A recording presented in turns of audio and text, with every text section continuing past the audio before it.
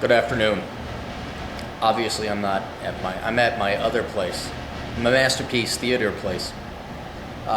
This is going to be a quick one because I always say that, but then they go longer. But The Economist, the magazine that everyone talks about, and I swore by over a decade ago. So let me tell you about The Economist, and really why there's no reason to subscribe to it. The Economist used to be, hands down, by lengths, like the Seabiscuit of magazines. It was the best publication you could buy and read.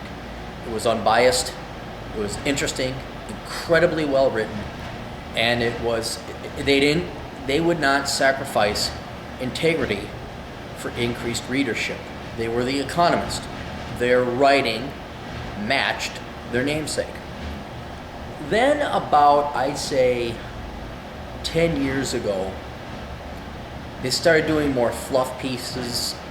They certainly weren't the Journal of Political American Economy, but they definitely were a solid economics publication. But then they started becoming like the People magazine of the economics world. They delved into non-economic topics. They did science and technology, and then they went huge on the global warming thing. In other words, they became political.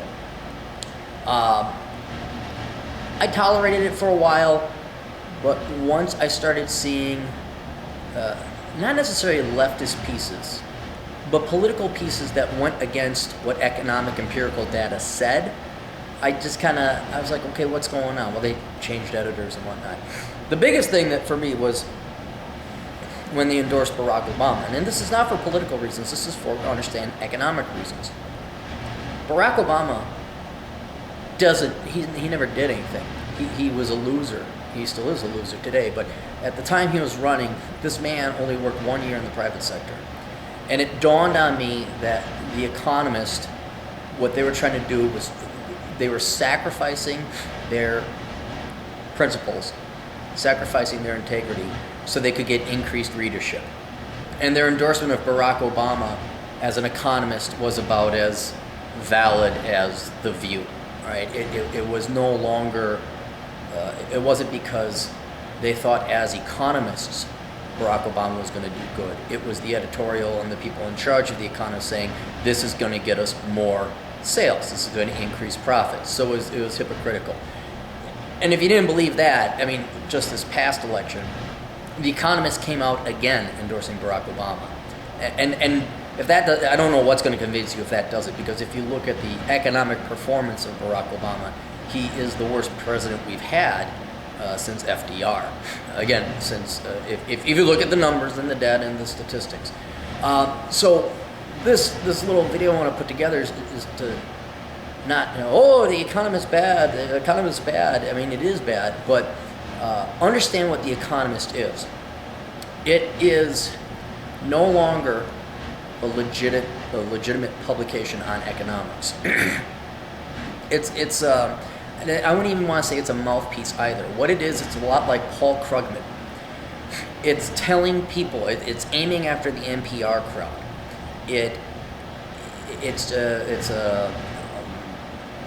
What's the word I'm looking for? It's the 8th or 9th grade girl who's trying to be the most popular girl and tell everybody what they want to hear. It's a politician. The Economist is a politician, not a political publication, but a politician. It's trying to be everything to everyone and get as many votes in the form of subscriberships as possible.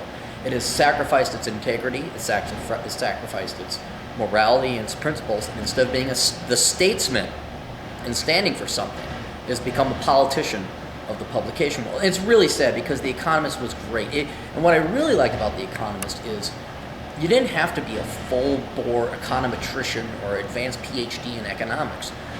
You could be a reasonably educated person, and after reading The Economist, the world of economics made a lot of sense. You could. It was that perfect in-between publication between novice person who has an interest in economics and advanced, boring publications. It could connect the two worlds. It could speak English to normal people. And now it's just NPR in paper format or the BBC.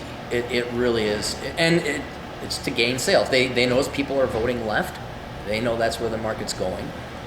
So the thing is that it's you really can't trust it. It's not The Economist. So, you know, a lot of people get, ooh, it's The Economist. Look, I subscribe to The Economist. I'm all intelligent. It's the same people, I listen to NPR. You know, so, you know, for those of you who think that that's going to make you look intelligent or seem intelligent, those of us who used to read The Economist when it was good, we know better.